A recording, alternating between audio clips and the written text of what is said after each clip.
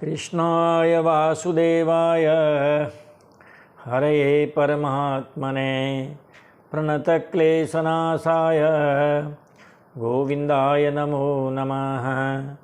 सच्चिदानन्दरूपाय विश्वोत्पत्त्यादिहेतवे तापत्रय विनाशाय श्रीकृष्णाय वयं नमः। समस्त कथा श्रोता बंधुओं को सादर जय श्री कृष्ण, जय श्रीमन नारायण। आइए चलते हैं सुखताल, जहाँ पर श्री सुखदेव जी महाराज राजा परीक्षित जी को श्रीमद् भागवत महापुराण की कथा सुना रहे हैं। आइए आप और हम सब भी चलते हैं सुखताल और श्री सुखदेव जी महाराज के मुखारबिंद से श्रीमद् भागवत महापुराण की कथा का श्रवण करते हैं। श्री सुखदेव जी महाराज कहाँ तक कथा सुना चुके थे ये देख लेते हैं, फिर आगे की कथा का आरंभ करते हैं। तो महाराज जी वेणुगीत तक की कथा हो गई थी और वो वेणुगीत जो है वो 10वां स्कंद पूर्वार्ध और उसका 21वां अध्याय। आज 22वें अध्याय में प्रवेश करेंगे। 22वें अध्याय में भगवान की चीर हरण लीला का वर्णन है। महाराज ये हरण जो है ये ऐसा नहीं है कि जैसे कोई वो द्रौपदी का चीर हरण हुआ हो, ये तो बाल लीला है। इनमें जो लोग जो दोष देखते हैं मैं समझता हूँ उनको, उनके घर में उन्होंने शायद बच्चों की लीला नहीं देखी होगी। ये तो 5, 6, 7 साल के बच्चे हैं, इसीलिए इस लीला में किसी प्रकार का हमें भगवान के प्रति ऐसा भाव नहीं रखना चाहिए, वरना तो फिर यही ना वो कि जाकी रही भावना जैसी प्रभु मूर्ति देखी तीन तेसी। जाकी रही भावना जैसी प्रभु मूर्ति देखी तीन तेसी। इसका महाराज यदि आप आध्यात्मिक पक्ष देखेंगे तो चीर कुछ नहीं है, चीर अज्ञान है। जब अज्ञान का पर्दा हटेगा महाराज तब कहीं भगवान के जो है गुणगान में मन लगेगा। हो ही विवेक मोह भ्रम भागा तब रघुनाथ चरण अनुरागा। हो ही विवेक मोह भ्रम भागा तब रघुनाथ चरण अनुरागा। यदि महाभारत के पक्ष में जाओगे तो वहाँ प्रतिशोध है, जलन है, नीचा दिखाने की कोशिश है। महाराज यहाँ ऐसा कुछ नहीं है, ये तो बाल सुलभ चेष्टाएं हैं। यदि आप व्यावहारिक पक्ष लेते हैं तो भी बाल लीला है, और आध्यात्मिक पक्ष लेते हैं तो महाराज ये तो अज्ञान के पर्दे को हटाने की बात कहते हैं। क्योंकि जब तक अज्ञान का पर्दा हमारे सामने रहेगा महाराज हम जो है परमात्मा की ओर बढ़ नहीं सकते।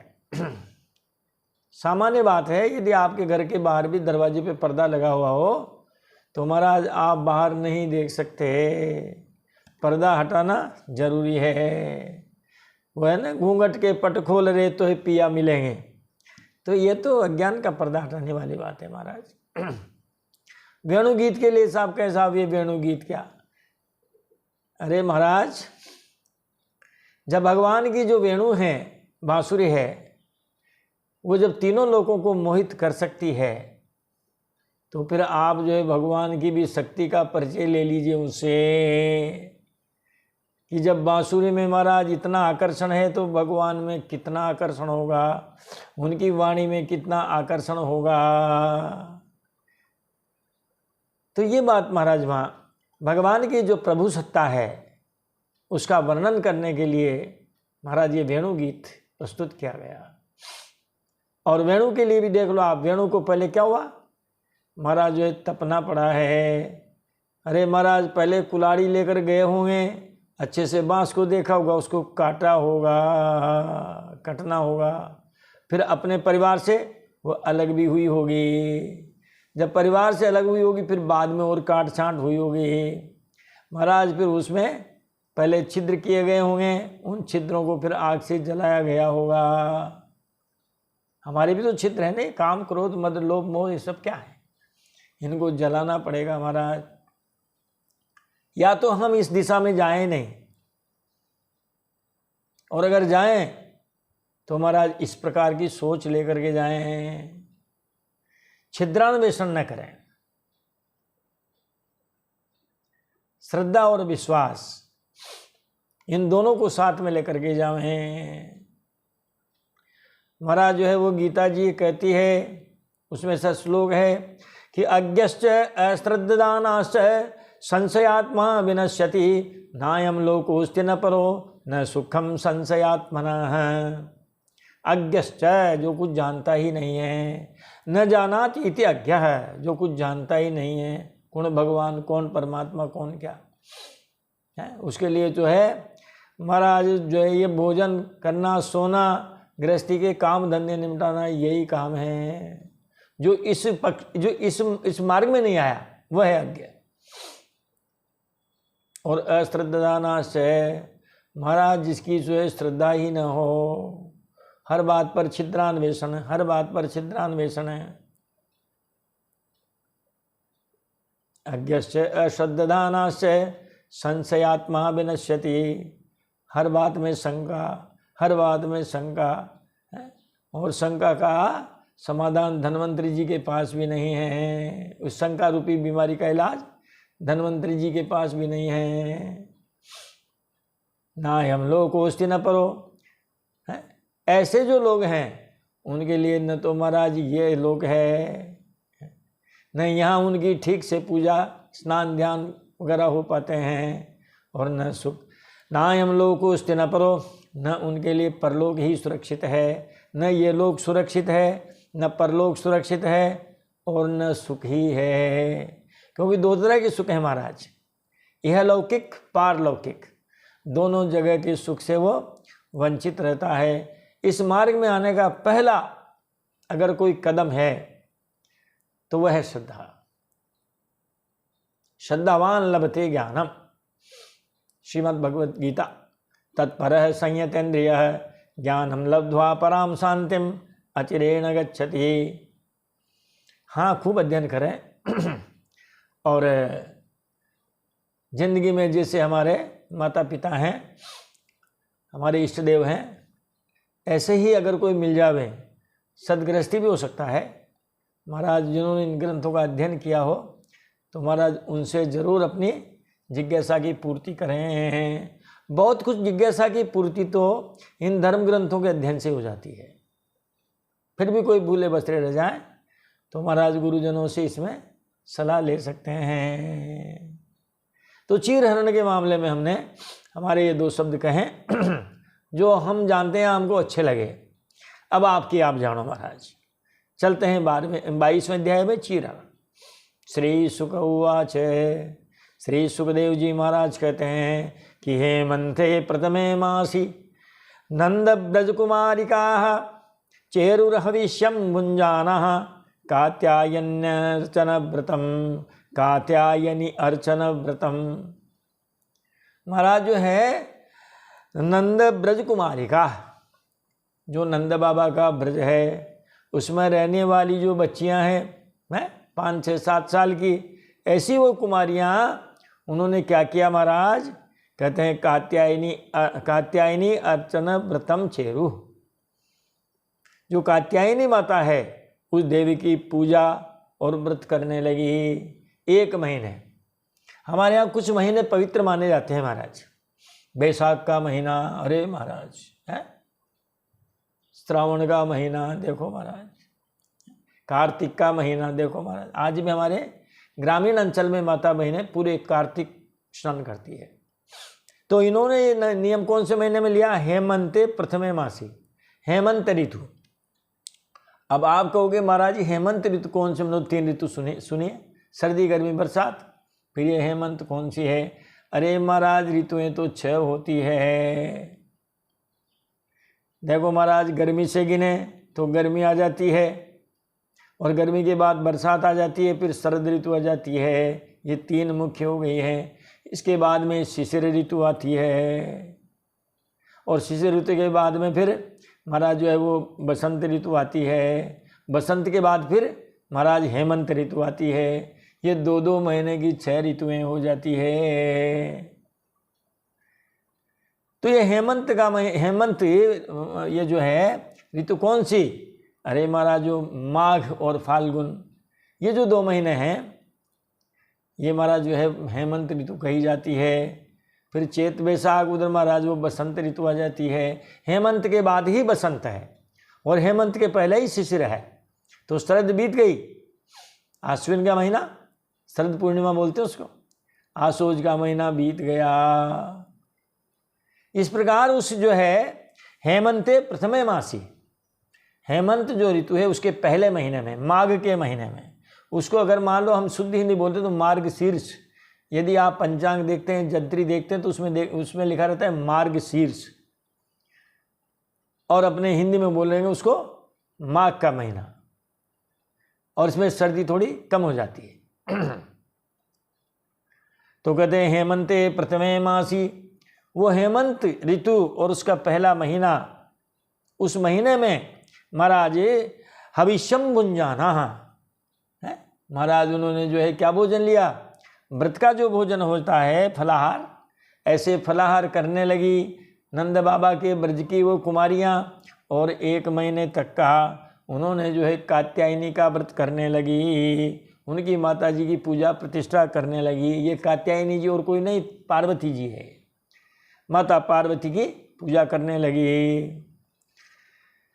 आप्लुत्याम वशिकालिंद्या जलांते चोदिते ऋणे कृत्वा प्रतिकृतिम देवीम आनर्चुर्नृपशैकतिम आनर्चुर्नृपशैकतिम।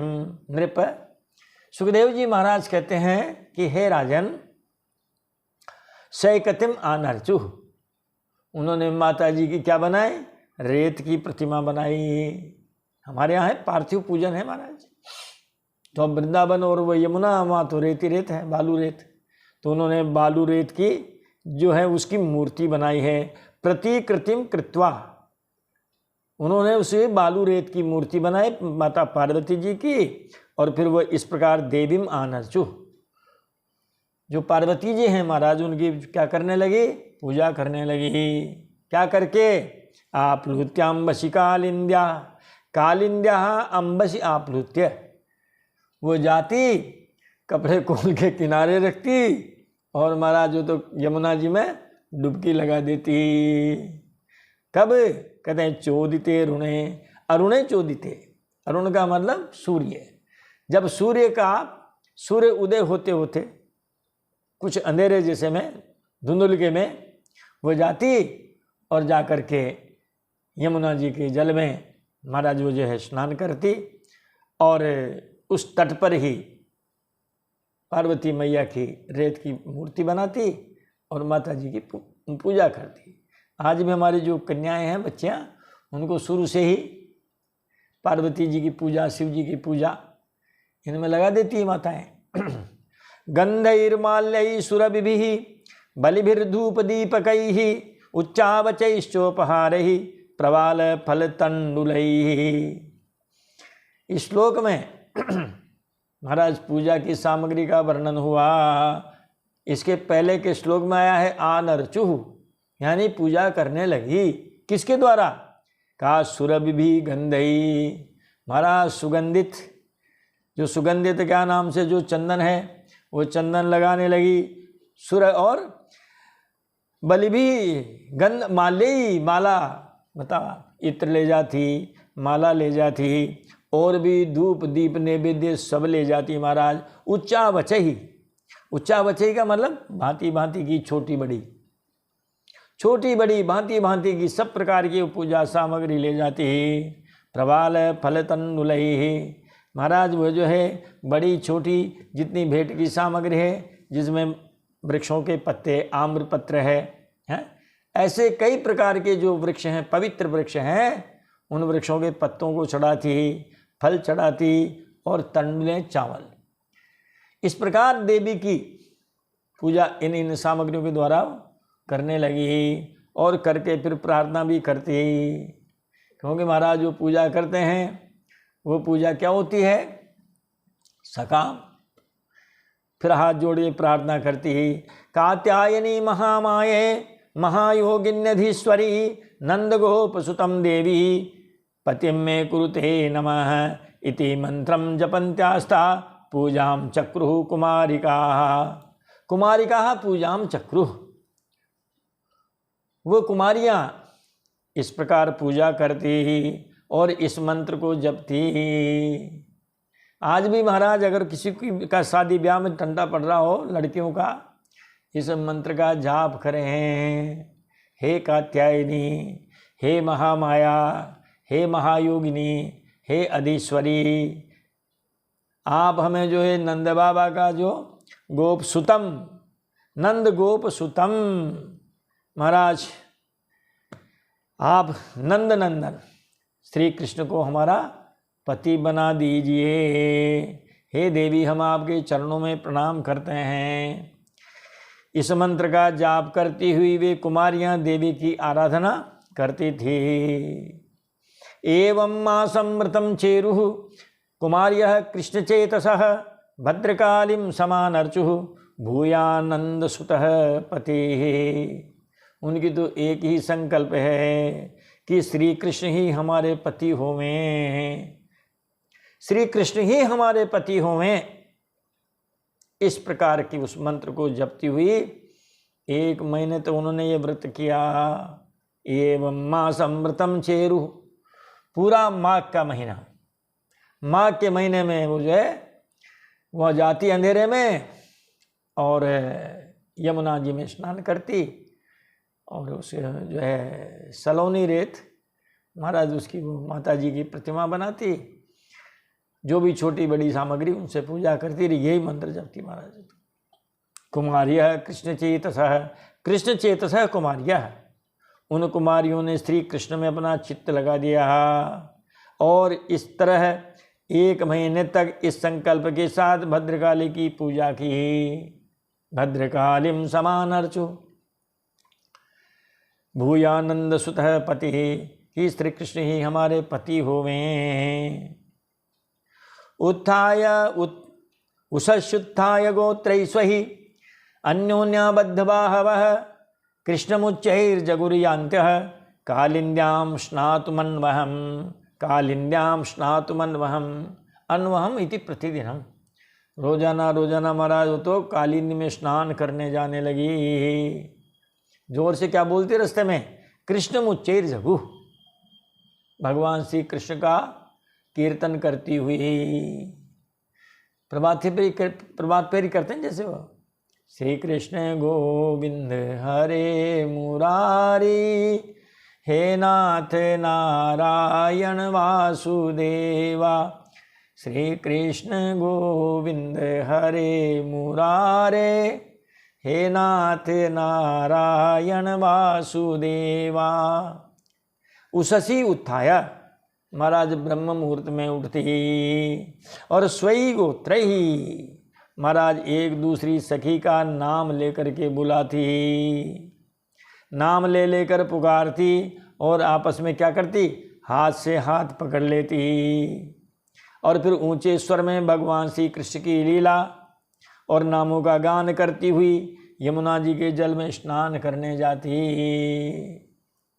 ये करती महाराज।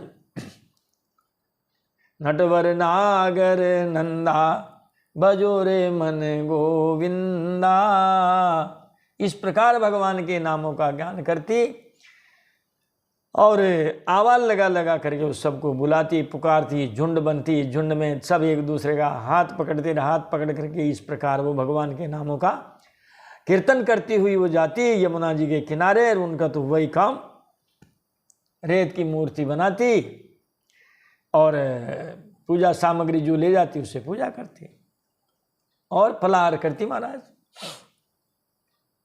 नद्याम कदाचिदागत्य तीरे निक्षिप्य पूर्ववत् वासांसि कृष्णं गायन्त्यो विजहु सलिले मुदा। महाराज जो है एक दिन क्या हुआ, कदाचित यानी एक दिन, नद्याम आगत्य, वे सारी कुमारियां नदी पर आई है और तीरे निक्षिप्य पूर्ववत, जैसे पहले आते ही कपड़े खोल करके किनारे पे, ऐसे महाराज उन्होंने बच्चियों ने अपने कपड़े खोले और कपड़े खोल करके रख दिए किनारे, और किनारे रखने के बाद पूर्वत तीरे वासांस से निक्षिप्य, कपड़ों को किनारे पर रख दिया। अब भगवान कृष्ण के गीत गाने लगी है, और गीत गाने लगी है विजरहु सलिले मुदा, बड़े आनंद के साथ वो जल क्रीड़ा करने लगी। आराम से जो है महाराज, जो नदी के गांव वाले हैं उन बच्चों को देखो तो उन्होंने ऐसे बड़े आनंद लिए हैं। महाराज उन आनंद लेने वालों में आपके सामने जो कथा कह रहे हैं, इन पंडित जी ने भी बड़ा आनंद लिया है इस उम्र में। काली सिंध के तीर पर हमारा गांव पाटुंदा, और महाराज वो जो है हमारी जो सर्दी गर्मी सब उसी में निकलती थी, बरसात के दिनों को छोड़कर, क्योंकि बरसात में बाढ़ आ जाती, तो बाढ़ आ जाती तो वो स्नान और पान करने लायक नहीं रहती। पीने लगे पानी, फिसल गए पैर, जय जय सिया राम, नहाने लगे और बह गए धारा में, तो जय सिया राम। तो महाराज देखो आप, इतना आनंद आता है, उस आनंद का वर्णन नहीं किया जा सकता।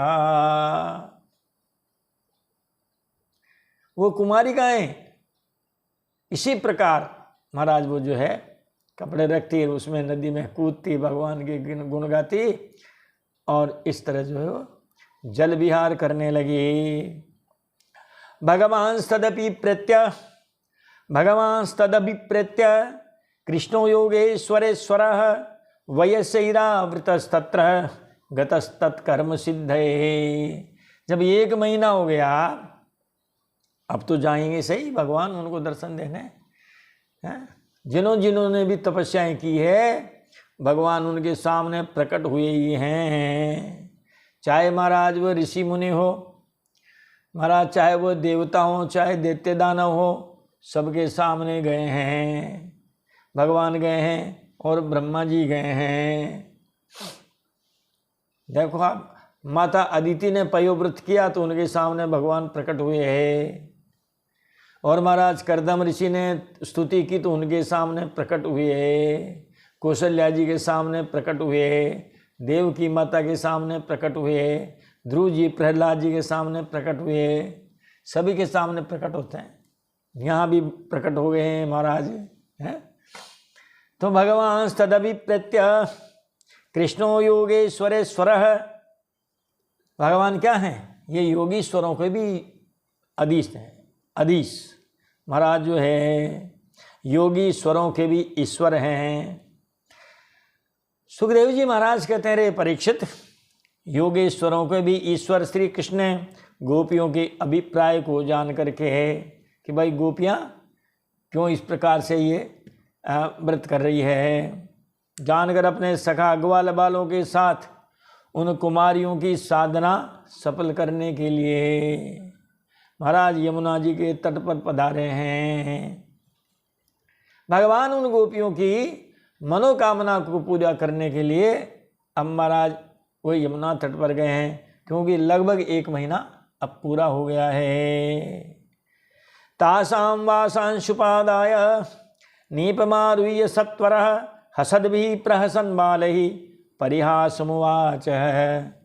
तासां वासांसि उपादाय, भगवान ने सत्वरः यानी बड़ी फुर्ती से, भगवान ने बड़ी फुर्ती से उन गोपियों के वस्त्र लिए हैं और कदम के पेड़ पर चढ़ गए हैं।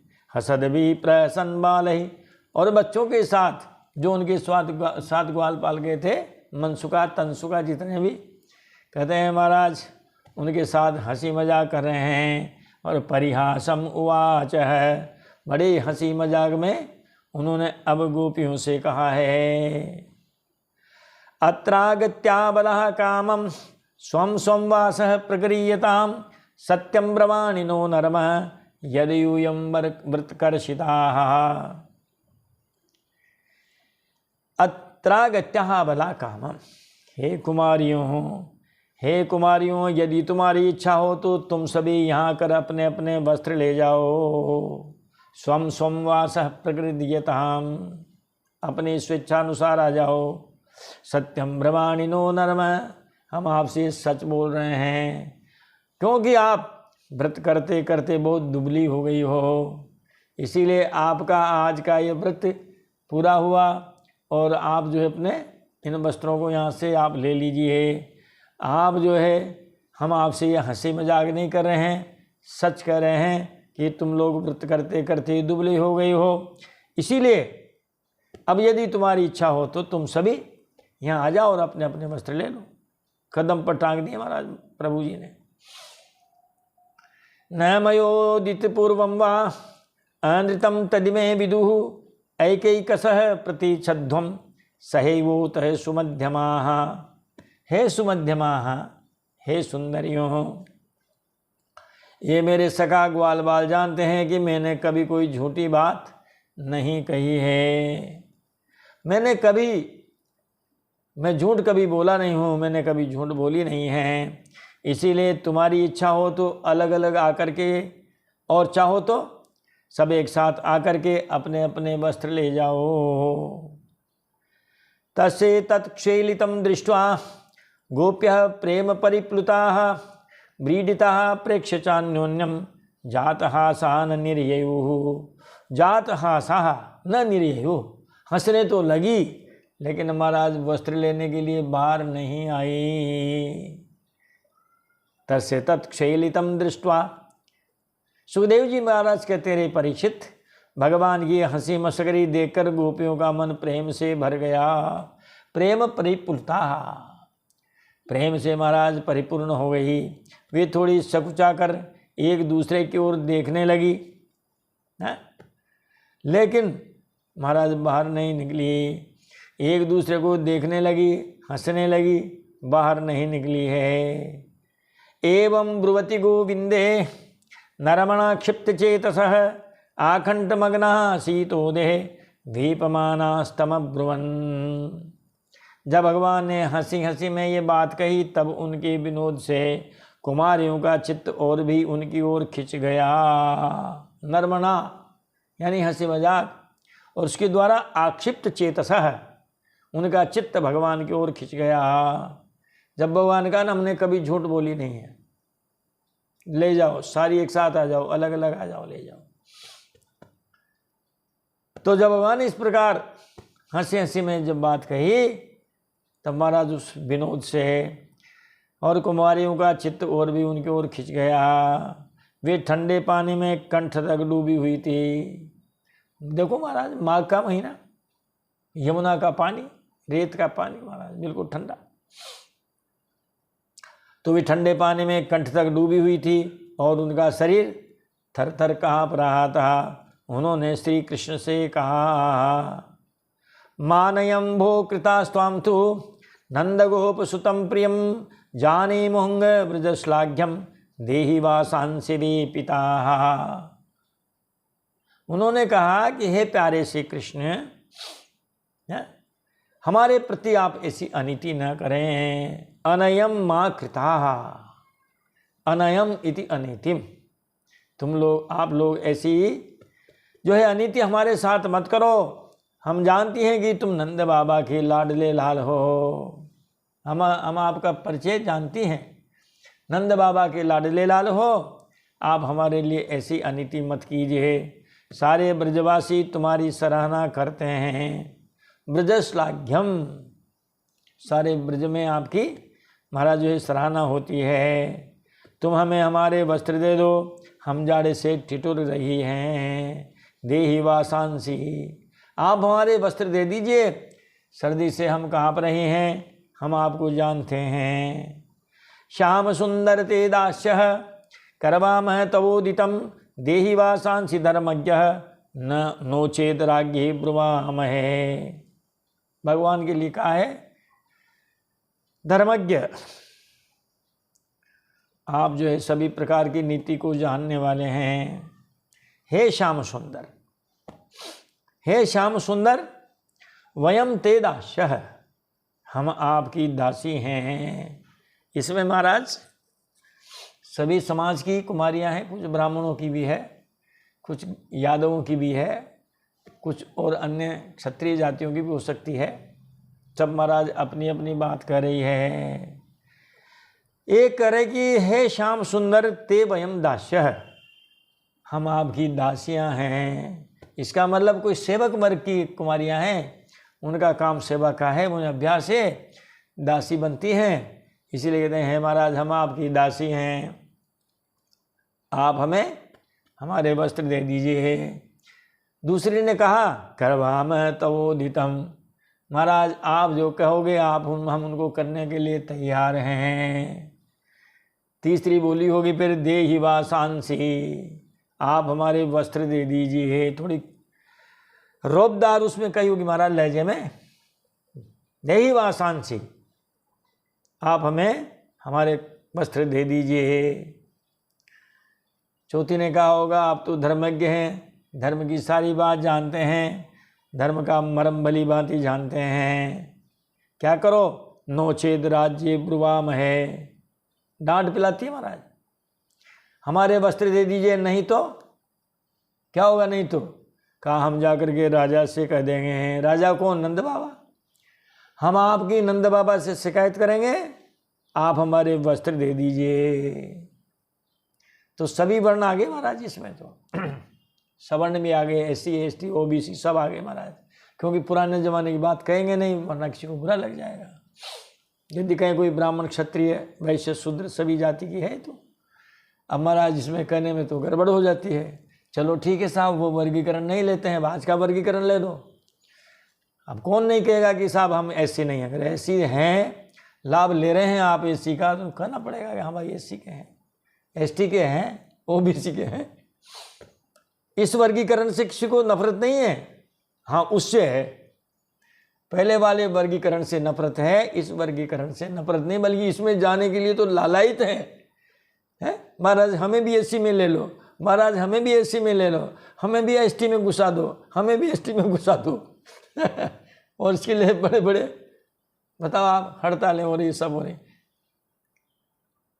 कैसी मतलब ये देखो महाराज कि पुराने वर्गीकरण से हमें नफरत है। शूद्र का नाम लेते हैं महाराज हमारा पारा 7वें स्थान पे चढ़ा जाता है, हमको शूद्र कहा जाता है। अब SC है, अब इसमें जाने के लिए लालायित। खैर चलो ठीक है, यहाँ बात आती है तो कुछ करें नहीं कि हम तो आपकी दासी हैं, हम तो सेवा करना जानती हैं, महाराज आप जो कहेंगे सो कर लेंगे। कहने ये करें ना, डांट के करिए ना, हमारे कपड़े दो। होगी कोई क्षत्रिय, होगी कोई ब्राह्मण जो करे नहीं, राजा से कहेंगे नंद बाबा तुम्हारी शिकायत करेंगे।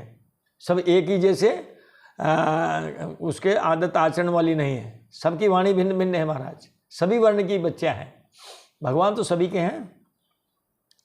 अब भगवान कहते हैं श्री भगवान वाचे भवत्यो यदि मे दास्यो मयुक्तम वा करिष्यथ अत्रागत्य स्ववासांसि प्रतीक्षन्तु शुचिस्मिता। भगवान श्री कृष्ण ने कहा कि हे कुमारियों, अगर आप हमारी दासी ही हैं तो फिर हम जो करें सो करो। भगवान को मानती है और भगवान की बात को नहीं मानती है, आज भी भक्तों में यही टंटा पड़ा हुआ है। भगवान की मानते हैं नहीं, भगवान को मानते हैं, भगवान की नहीं मानते हैं। जब भी भाई महाराज जो है वो भगवान को भी मानो और भगवान की भी मानो। भवत्यो यदि मे दासो, यदि आप हमारी दासी ही हैं तो फिर हम जो कहते हैं सो करो। अत्रागत्य स्ववासांसि, बाहर निकलिए, आ जाइए आप हमारे यहाँ। प्रतीक्षन्तु शुचिस्मिता, हे पवित्र मुस्कान वाली, हे गोपियों, हे कुमारियों, यदि आप हमारी दासी ही हैं और हम जो कहना चाहते हैं वो आप करना ही चाहते हैं तो आप कृपया बाहर आ जाइए, अपने वस्त्र ले लीजिए। ततो जलाशयात् सर्वा दारिका शीतवे पिताः पाणिभ्याम योनिमाच्छाद्य प्रोत्तिरुः शीतकर्षिताः। महाराज भगवान की जब वाणी सुनी है तो वो सब बाहर निकली है। ततो सर्वा दारिका शीतवेपिता शीतकर्षिता, शीत वेपिता शीत कर्षिता, ठंड से पीड़ित है और महाराज जो है ठंड के मारे कांप भी रही है। ठंड से पीड़ित होती हुई, ठंड से कांपती हुई सारी की सारी दारिका, कहते हैं महाराज जलाशयात, उस जो है यमुना के जलाशय से वो बाहर निकली है।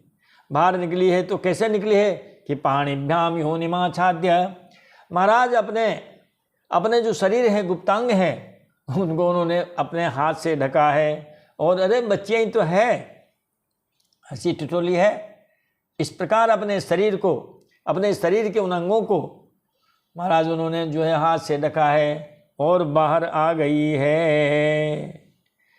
भगवान हता भिक्ष शुद्ध भाव प्रसादितः स्कंदे निदाय वासांसी प्रीतः प्रोवाच सस्मितम। गोपियों के इस शुद्ध भाव से भगवान बहुत ही प्रसन्न हुए हैं। शीत से पीड़ित उन सबको अपने पास आई देख करके उन्होंने गोपियों के वस्त्र अपने कंधे पर रख लिए। वृक्ष पर रखे हुए थे, वृक्ष से उठा करके कंधे पर रख लिए हैं और बड़ी प्रसन्नता से हंसते हुए बोले हैं कि आप अब अपराध न कीजिएगा। न नग्नम स्नानियात, आप अब निर्वस्त्र होकर के यमुना में स्नान नहीं करेंगे। जल देवता वरुण जी महाराज नाराज होते हैं, यमुना मैया भी नाराज होती है, ध्यान रखेंगे। और सूर्योदय के बाद आएंगे, सूर्योदय के पहले नहीं आएंगे। कंस का, दुष्ट का राज्य है, घोर जंगल है, कोई भी अप्रिय घटना हो सकती है। जंगल में हिंसक जंतु भी रहते हैं, इसीलिए उनकी सुरक्षा का कवच बने हैं भगवान। और उनकी सुरक्षा करने के लिए ही, गोपियों की सुरक्षा करने के लिए ही महाराज ये चीरहरण लीला है, इसका व्यावहारिक पक्ष है। आध्यात्म मैंने बता ही दिया कि अज्ञान का पर्दा, उस पर्दे को हटाने का नाम ही चीरहरण है महाराज। कि यूयम विवस्त्रा यदपो धृतव्रता व्यगाहतैत ददुहे वहेलनम व्यगाहतैत तदुदैव हेलनम बद्धांजलिं मूर्ध्यवनूतयंगसः कृत्वा नमोधो वसनम प्रगृह्यताम। भगवान ने कहा, हरि गोपियों, तुमने जो व्रत लिया था उसे तुमने अच्छी तरह निभाया है, इसमें कोई संदेह नहीं है। परंतु इस अवस्था में वस्त्रहीन होकर तुमने जल में स्नान किया है, इससे तो जल के वरुण देवता और यमुना जी का अपराध हुआ है। अब आप ऐसा न करें। अतः अब इस दोष की शांति के लिए तुम अपने हाथ जोड़कर सिर से लगाओ और उन्हें झुककर प्रणाम करो। इसके बाद अपने अपने वस्त्र ले जाओ। ये श्री भगवान ने गोपियों से कहा। तांस्तथा वनता दृष्ट्वा भगवान देवकी सुतः वासांसिताभ्यप्रायच्छत् करुणस्तेन तोषितः।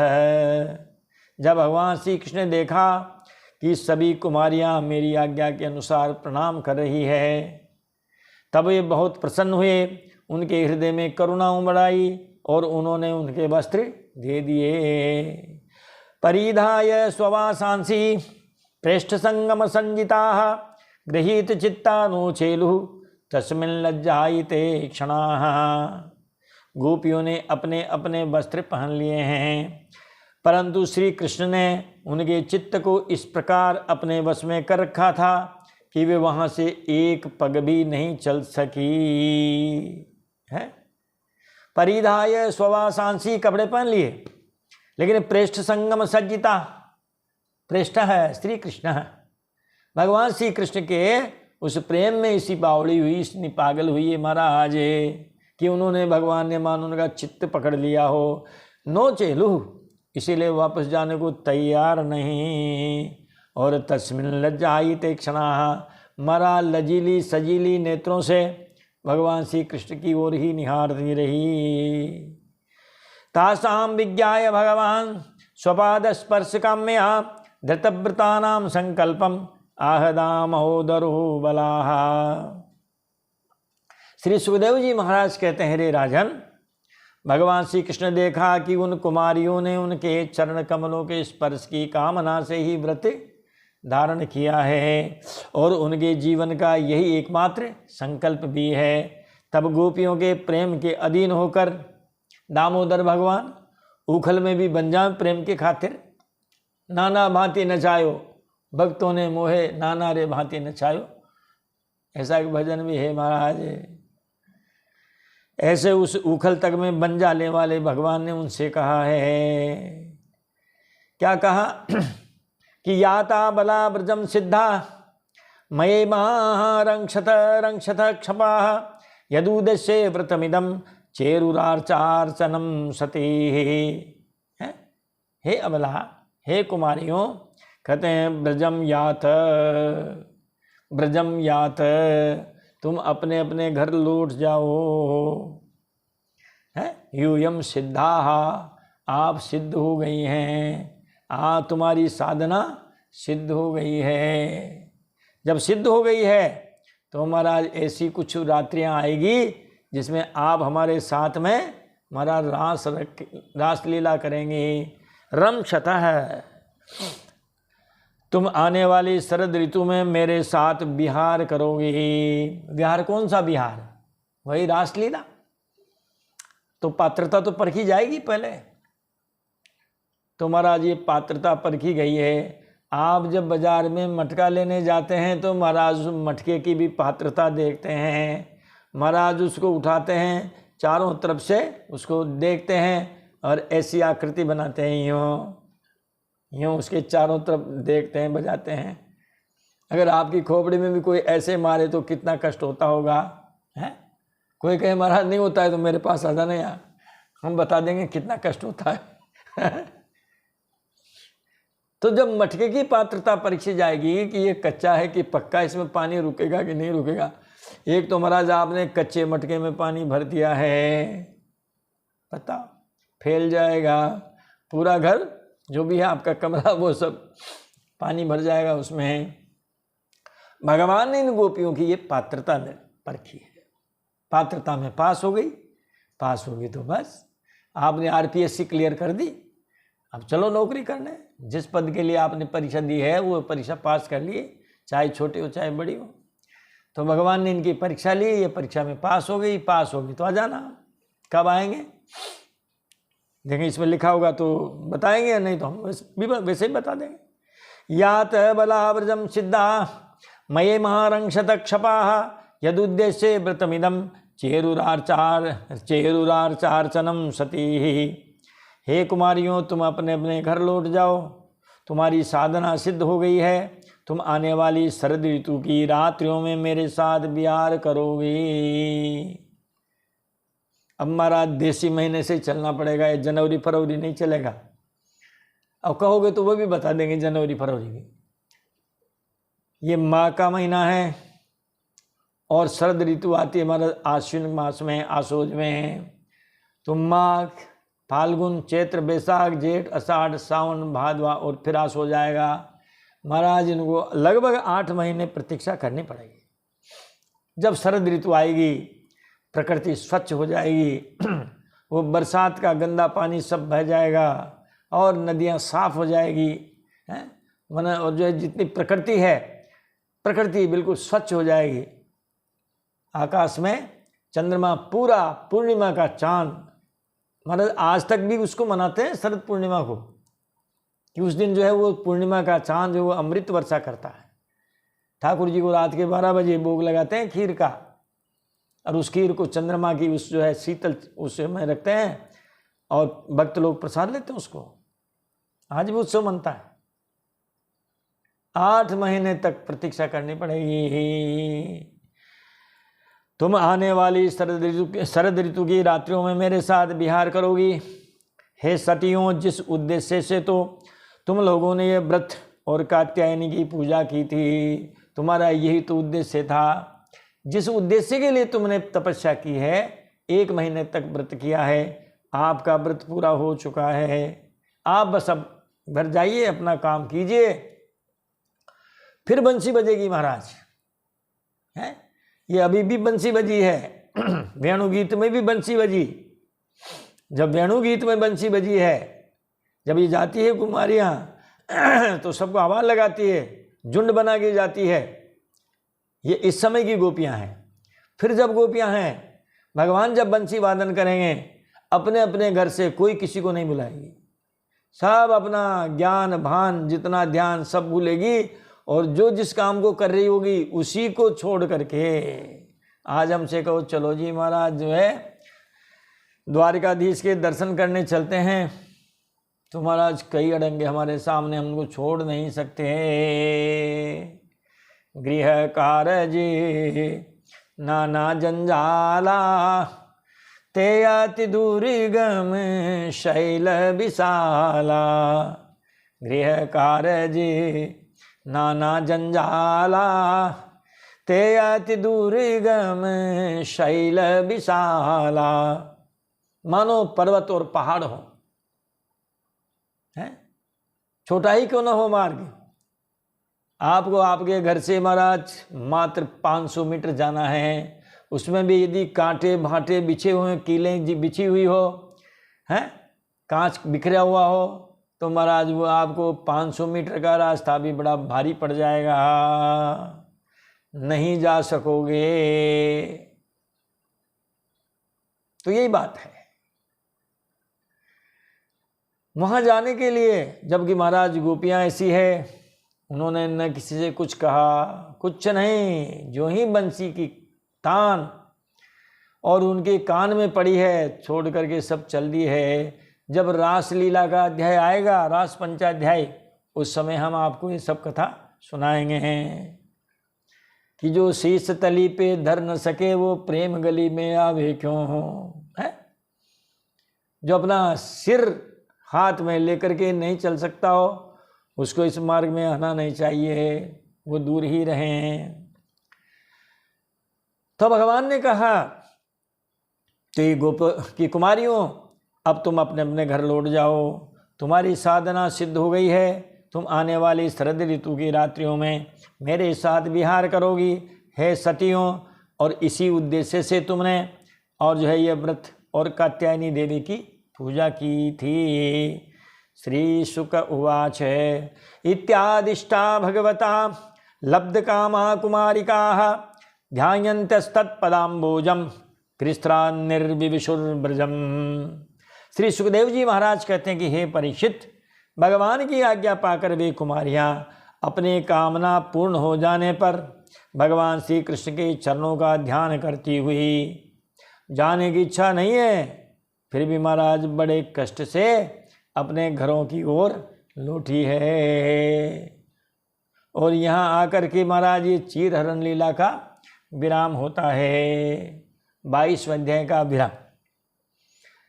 अब 23वें अध्याय का आरंभ, 23वें अध्याय में प्रवेश करेंगे। छोटा अध्याय है तो ये आज हो जाएगा। कहते हैं महाराज जी एक बार भगवान कृष्ण बलराम और ग्वाल बाल सखा सब जो है गोचारण कर रहे हैं। अब वहाँ इनको भूख लगी, जब भूख लगी तो सबने कन्हैया जी से कहा, तो कन्हैया जी ने कहा भाई ऐसा है और ज़्यादा दूर थोड़ी है महाराज, है भगवान जो है वृंदावन में है, कंस की राजधानी कहाँ है, मथुरा में है, मथुरा वृंदावन 13-14 किलोमीटर, गाय चराते चराते कंस की सीमा में आ गए। वहाँ जो कंस के जो पंडित जी थे महाराज वो सब हवन कर रहे थे, यज्ञ कर रहे थे। तो ग्वाल बालों ने कहा कि महाराज भूख लगी है। कहा भूख लगी तो जाओ, ये यज्ञ हो रहा है यहाँ, इन पंडितों से कहना इनके लिए भी आर फलाहार बढ़िया वो सिंगाड़े का आटे का हलवा है, जो हलवा यहाँ और घी वहाँ, ऐसा तर बिल्कुल हलवा बनता है, कई कई मिष्ठान आए। अरे महाराज कंस राजा का ही तो यज्ञ है महाराज, जो है 10 दिन का यज्ञ हो तो 25 पीपा की खर्च हो जाता है उसमें ब्राह्मणों का, अग्निदेव में भी हवन और ब्राह्मणों में भी हवन। भगवान भी कहते हैं कि अग्नि में जो घी डालते हैं उससे मैं प्रसन्न होता हूँ, उससे ज़्यादा अरे ब्राह्मणों के मुखारविंद में आहुति जाती है तो मैं उससे भी उतना ही प्रसन्न होता हूँ, बल्कि उससे भी ज़्यादा प्रसन्न होता हूँ, है। तो महाराज जो है वो क्या हुआ कि भगवान ने उनको भेज दिया कि जाओ यज्ञ हो रहा है, ब्राह्मणों से कहना कि कृष्ण भगवान बलराम जी के साथ आए गोचारण करते हुए, और महाराज जंगल में इनको भूख लग गई है। भूख लगे महाराज, आपके पास थोड़ा बहुत दाल दलिया बचा हो, हलवा बचा हो महाराज, वो मौसमी नारंगी अनार का सेव फल वगैरह बचे हों तो महाराज आप हमें दे दीजिए, क्योंकि ग्वाल बालों को भूख लग रही है, भगवान को भी भूख लग रही है। ऐसा उन्होंने जा करके, भगवान ने ग्वाल बालों से कहा, ग्वाल बालों ने जा करके उन पंडितों से कहा जो यज्ञ कर रहे थे। महाराज उन्होंने न तो हाँ कही और न ना कही। ये सबसे बड़ी बीमारी है? अरे आप किसी से कोई सामान लेने जाओ, मांगने जाओ, हाँ भी नहीं कहे ना भी नहीं कहे, उसका क्या इलाज है? आप कितनी देर वहाँ ठहर सकते हो? हमारे हाड़ोती में तो कहावत है महाराज कि दानी से वो सूम भला जो जल्दी उत्तर दे, उस दानी से वो कंजूस अच्छा जो जाते ही मना कर दे। आप किसी सेठ जी के यहाँ गए पैसा लेने, कोई हूँ कर ही नहीं है महाराज, इस कमरे में से उस कमरे में जाए, उसमें से उसमें जाए, उधर से उस जाए।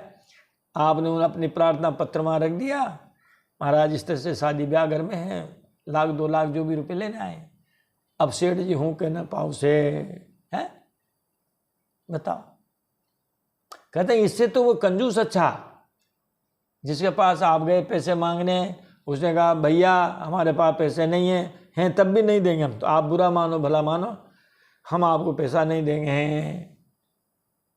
तो एक जो नकारा है, एक जो उसने जो मना कर दिया, कम से कम आने वाला ये तो है कि वो दूसरी जगह जा सकता है, और वो न तो हाँ कहे और न ना कहे महाराज।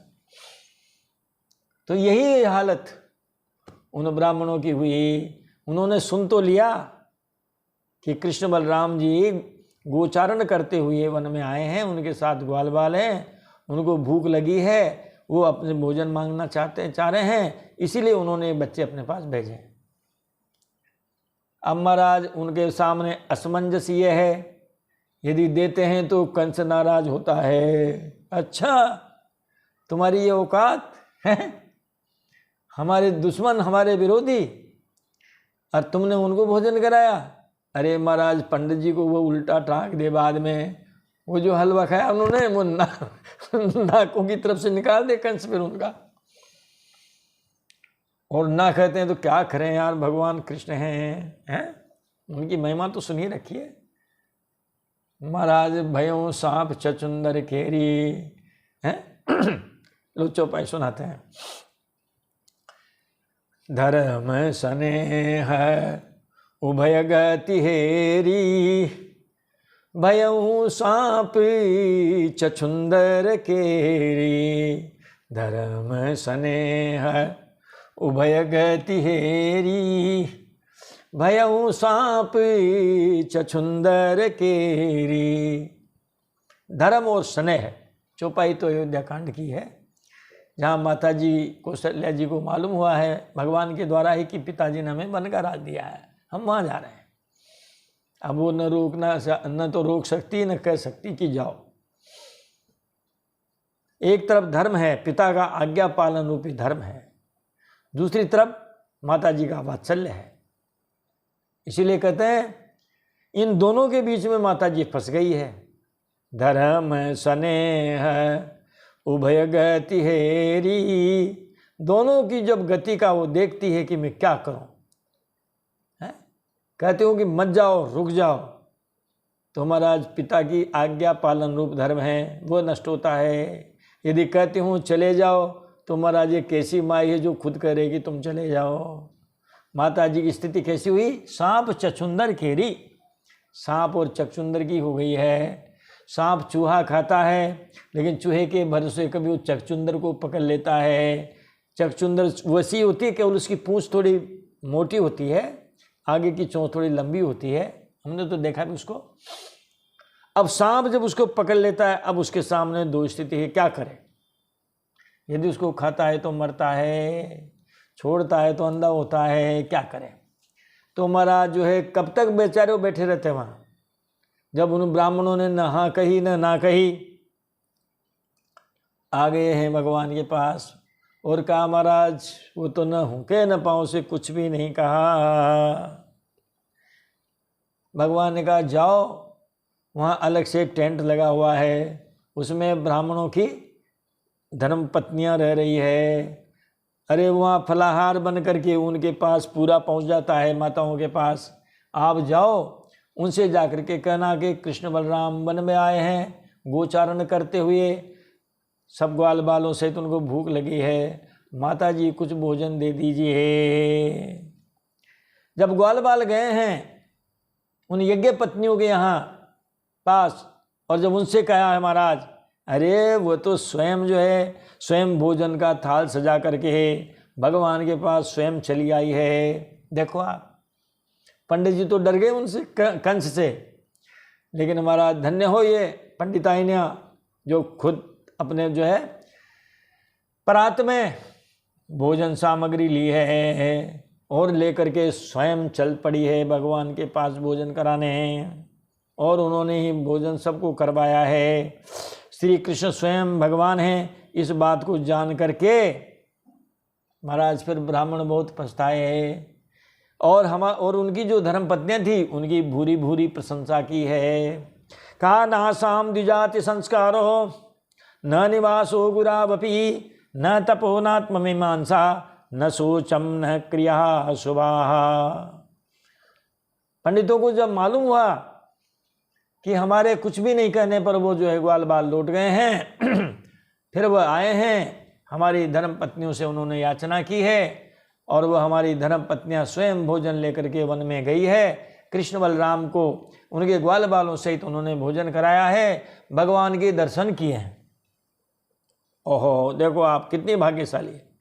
वो ब्राह्मण लोग कहने लगे हैं कि न तो इनका यज्ञोपवीतादि संस्कार हुए हैं, पुरुष जाति का यज्ञोपवीत संस्कार होता है, महिला का होता नहीं है, तो इनका यज्ञोपवीत संस्कार भी नहीं हुआ, न ही इन्होंने गुरुकुल में निवास किया है, क्योंकि ब्राह्मणों में पहले जो ही यज्ञोपवीत होता था त्यों ही वेदारंभ शुरू हो जाता था गुरुकुल में। न इन्होंने जो है गुरुकुल में निवास किया है, न इन्होंने तपस्या की है, और न ही आत्मा के संबंध में कुछ विशेष विचार किया है। इनमें न पवित्रता है न शुभ कर्म है, फिर भी भगवान के चरणों में इनका दृढ़ प्रेम है। ऐसे बाद में वो ब्राह्मण लोग बहुत उन्होंने पश्चाताप किया है, अपनी धर्म पत्नियों को उन्होंने फिर बहुत महत्व दिया है।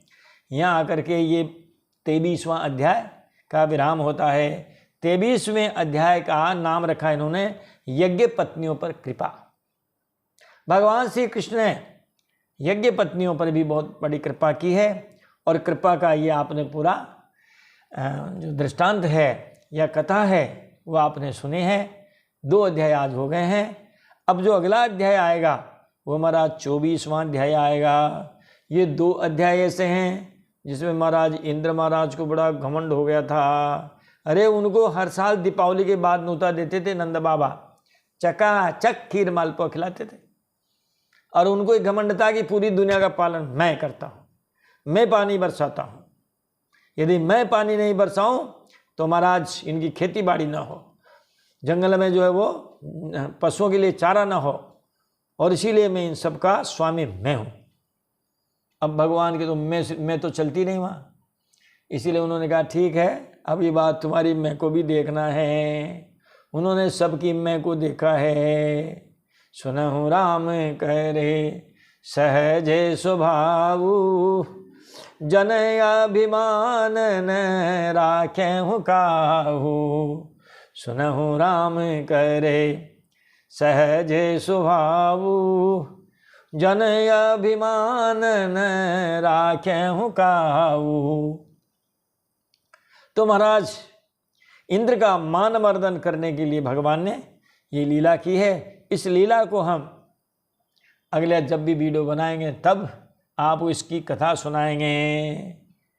बोलिए बाल कृष्ण लाल की जय, बोलिए वृंदावन बिहारी लाल की जय, बोलिए हनुमान जी महाराज की जय, रामचंद्र भगवान की जय, शंकर भगवान की जय। जय जय श्री राधे जय जय श्री सीताराम। हर हर हर महादेव शंभो।